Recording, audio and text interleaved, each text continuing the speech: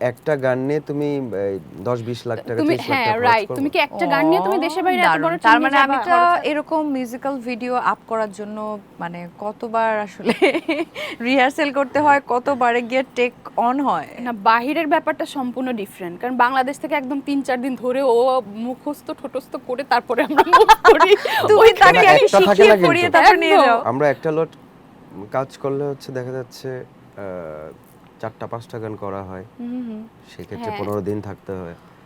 তো ও মাই আমি গড, আমি মানে আমি এতগুলো straight- গানের ইয়া নিয়ে বের হয়ে যাও। আমরা ইভেন লাস্ট শুট করে তুমি এসেছিলাম মালয়েশিয়াতে 10টা একটা গান নিয়ে তুমি 10-20 লাখ টাকা তুমি 30 লাখ হ্যাঁ টাকা খরচ রাইট করবে? তুমি কি একটা গান নিয়ে তুমি দেশে বাইরে এত দারুণ। বড় তার টিম মানে আমি খরচটা কত হয় সেটাও শুনে ফেললাম। না না, আমার কথা হচ্ছে 5টা, এখানে তো আমরা বাংলাদেশে একটা গান করতে গেলে দেখা যাচ্ছে আমাদের 4 লাখ 5 লাখ টাকা হ্যাঁ, লাগে। কিন্তু দেশের খরচ বাইরে হচ্ছে। সেটা হ্যাঁ 10-15 লাখ। সেক্ষেত্রে আমি যদি 5টাও করি আমার 20 লাখ টাকার মতো খরচ হবে, আবার আমি 10টা করলেও 20 লাখ টাকা আপ হয়ে যাবে এই আর কি। সেই